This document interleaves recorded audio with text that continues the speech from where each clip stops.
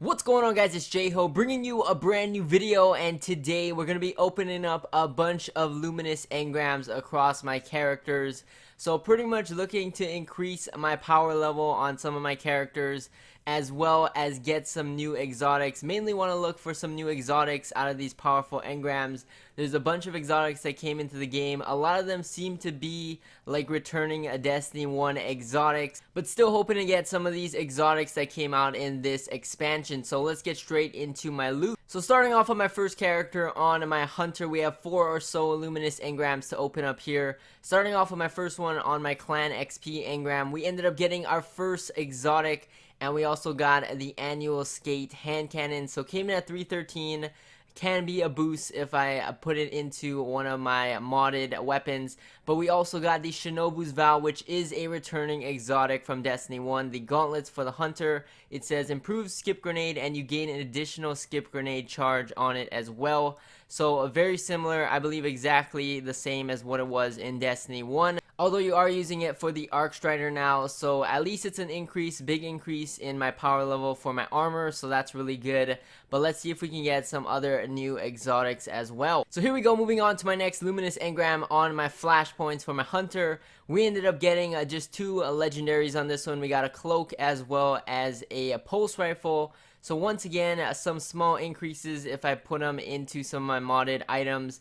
And then we also got a pretty good increase on my cloak as well. And then moving on to my next Luminous Engram for my heroic strikes. For this one, I ended up getting an exotic, but this one was the Risk Runner exotic, some machine gun. So definitely not the exotic I was looking for. And then once again, we also got another cloak. Another very small increase if I infuse it into my cloak. However, we did get an increase in power with that Risk Runner, so that's all that matters. At least we got a boost on that one. And then moving on to my other Luminous Engram from Zavala for my Nightfall. For this one, I ended up getting another cloak once again, and the Eternal Blazing Scout Rifle, which is the new Scout Rifle that you can choose, I believe, when Ikora offers you those 3 weapons. So we got another cloak.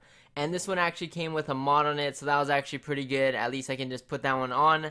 But we got some small increases in weapons. We got a bunch of cloaks across my Luminous Engram, so not too lucky. And then moving on to my next character on my Warlock, we're looking for some more new exotics once again, and we ended up getting another one from my clan Engram, so that was really good. My clan Engram seems to be the one giving all the exotics, so we ended up getting the Stag on this one. Once again, another returning Destiny 1 exotic, but at least it's another boost in my power. And then moving on to my next Luminous Engram on my Warlock. For this one, we got another exotic, however, it was another old weapon from the base version of the game. So we got the Graviton Lance once again, and then we also got a class item, so that's another small boost in a power level for me on this character, so that's pretty good. And then for my heroic strikes Luminous Engram on this character, I ended up getting no exotic on this one, and we got another duplicate. This time we got a helmet, and we also got the Eternal Blazing Scout Rifle once again.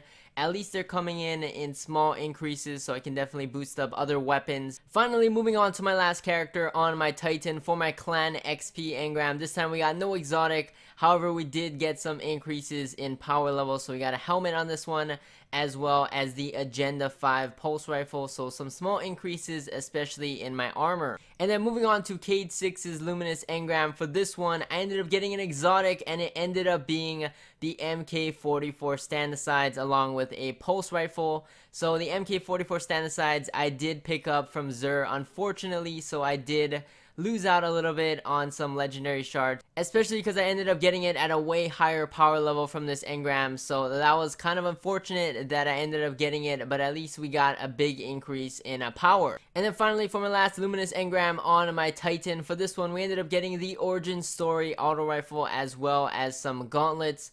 So at least we got some increases there once again. The Origin Story also came in with a legendary +5 mod on it, so that was pretty cool. I actually did not have a mod on that weapon, so that was actually really convenient getting a +5 kinetic mod on it, so that was really cool. And then also really quickly, we got some news from Bungie on some endgame content changes. So first of all, there's a lot of feedback from the community in terms of endgame activities being affected by the release of Curse of Osiris.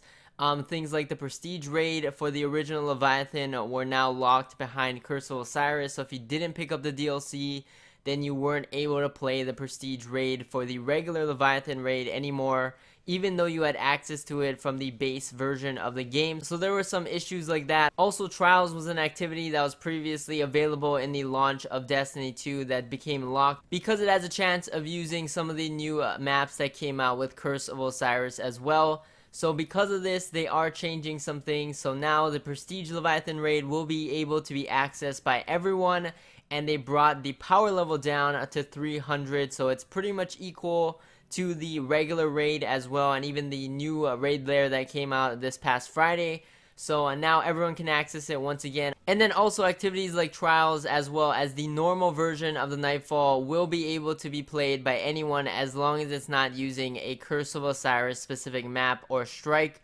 So that's a good thing, at least when it's weeks that aren't using those new strikes or new maps for Trials. Then everyone can still play it and have access to it. And then finally, for specific time events like Iron Banner, Faction Rally, and the Dawning, they will be available to everyone as well if you don't have the DLC. So because of this, they will be postponing the Faction Rally that's beginning on the 12th, and I guess we'll get further information on when that's going to actually happen. So it seems like we're getting more communication from Bungie, and hopefully we get some better beneficial updates on Destiny 2 and the endgame experience as a whole in terms of major changes coming in the near future. But anyways, that's about it for this video. Thank you guys for watching. As always, like, comment, subscribe, stay tuned for more videos, and I'll catch you guys in the next one. Peace!